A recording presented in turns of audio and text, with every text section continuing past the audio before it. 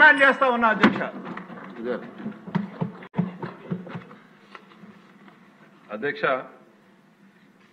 సభ్యుల ఆవేదన అర్థమవుతోంది అధ్యక్ష. ఇది రాష్ట్రం మొత్తాన్ని కూడా ఆ రోజుల్లో కుదిపేసింది అధ్యక్ష. లక్షలాది మంది యువకులు ఏదైతే ఏపీపీఎస్సీ ఎగ్జామ్స్ కోసం ఎదురు చూస్తూ ప్రిపేర్ అవుతూ ఉంటారో, ఈ ఎగ్జామ్స్ లో జరిగినటువంటి అవకతవకల వలన ఏపీపీఎస్సీ పట్ల టోటల్ కాన్ఫిడెన్స్ అనేటువంటిది షాటర్ అయింది అనేటువంటిది వాస్తవం అధ్యక్ష. ఖచ్చితంగా ఇందాక బుచ్చయ్య చౌదరి గారు చెప్పినట్టు కావచ్చు, శ్రీనివాస్ గారు, బుచ్చయ్య చౌదరి గారు ఎంతో సీనియర్ మెంబర్ అయ్యుండి ఆయన చాలా లోతుగా అధ్యయనం చేసి రేపొద్దున పిల్లలకి ఎట్లా ఉద్యోగాలు రావాలి, దీన్ని ప్రక్షాళన చేయాలి అనేటువంటిది ఆయన మాట్లాడడం. మరి అట్లనే కొలికిపూడి శ్రీనివాస్ గారు, ఆయన ఎంతో మంది విద్యార్థులకి ట్రైనింగ్ ఇస్తారు అధ్యక్ష.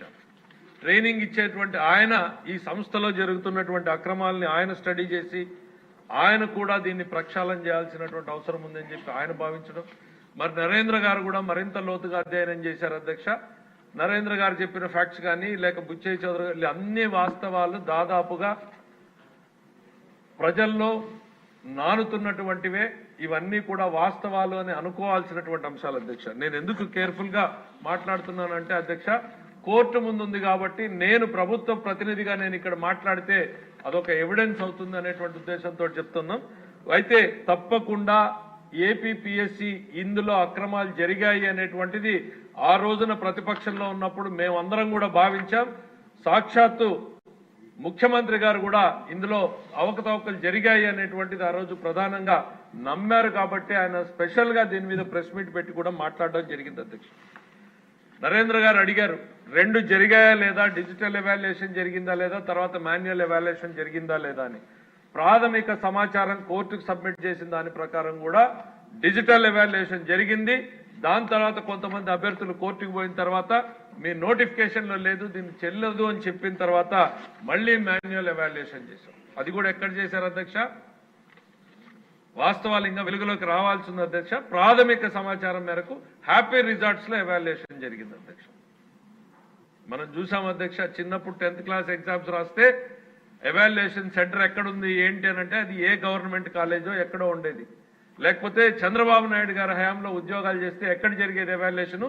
జేఎన్టీయూలో జరిగేది. అత్యంత పకడ్బందీ నిర్వహణ మధ్య జరిగేటువంటిది. ఇక్కడ హ్యాపీ రిజార్ట్స్ లో ఎవాల్యుయేషన్ జరిగింది అనేటువంటిది ప్రాథమిక ఆధారాల్ని కోర్టు కూడా నమ్మింది అధ్యక్ష.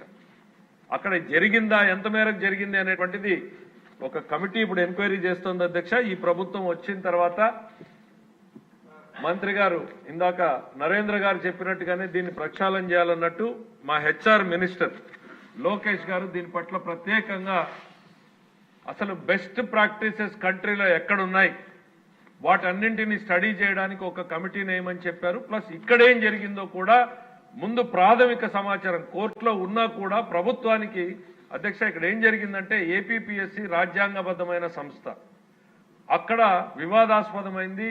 అభ్యర్థులు రాజ్యాంగబద్ధమైన సంస్థ మధ్య కోర్టుకు వెళ్ళింది. లేటర్ స్టేజ్ లో గవర్నమెంట్ ఇంప్లీట్ చేశారు అధ్యక్ష. ప్రభుత్వం బాధ్యతగా మన సైడ్ నుంచి గవర్నమెంట్ వచ్చిన వెంటనే ఒక కమిటీని వేయడం, అధికారులకు సీనియర్ స్పెషల్ సెక్రటరీ స్థాయి అధికారుల చేత కమిటీ వేసి దీన్ని వాస్తవాల్ని ఆగస్టు 31 లోపల ప్రభుత్వానికి రిపోర్ట్ సబ్మిట్ చేయమని చెప్పేసి మన హ్యూమన్ రిసోర్సెస్ మినిస్టర్ లోకేష్ గారు ముఖ్యమంత్రి గారి ఆదేశాలతో దాని మీద పర్సనల్ గా మానిటర్ చేయడం జరుగుతుంది అధ్యక్ష. ఈ అంశం పట్ల ఈ ప్రభుత్వానికి చిత్తశుద్ధి ఉంది, సీరియస్నెస్ ఉంది. దీన్ని మేము సీరియస్ గానే తీసుకున్నాము అనేటువంటి చెప్తున్నాం అధ్యక్ష. కోర్టు పర్యవేక్షణలో ఉన్నందున ఏ రకంగా ముందుకు పోవాలి అనేటువంటిది ఖచ్చితంగా ఆ రిపోర్ట్ వచ్చిన తర్వాత సభ్యులు సిబిఐ అడిగారు, ముఖ్యమంత్రి గారి దృష్టికి తీసుకెళ్తాం. ముఖ్యమంత్రి గారు వచ్చిన తర్వాత ఆ రిపోర్ట్ వచ్చిన తర్వాత అప్రాపరేట్ అనుకుంటే దాని సభ్యులు కోరిన రకంగానే దాని మీద చర్యలు తీసుకుంటాం.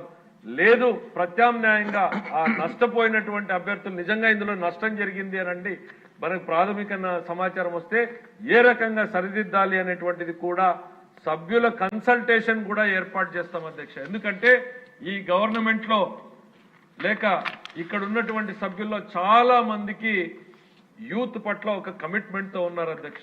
మీతో సైతం మొదలుకొని మీరు ఎప్పుడు మాట్లాడినా కూడా ఓపెన్ అడ్రస్ లో మాట్లాడతారు అధ్యక్ష. Youth is the future of the state and nation అనేటువంటిది. మరి అదే రకంగా మా గవర్నమెంట్ కమిటెడ్ గా ఉంది. ఏపీపీఎస్సీని యూపీపీఎస్సీ లాగా తయారు చేస్తారు చంద్రబాబు నాయుడు గారు అనేటువంటిది ఈ సభ ద్వారా మీ అందరికీ కూడా నమ్మకాన్ని కలిగిస్తున్నాం అధ్యక్ష. ఎందుకంటే గతంలో మేము ఏం చేసినా కూడా చంద్రబాబు నాయుడు గారు అంతే పకడ్బందీగా జరిగింది.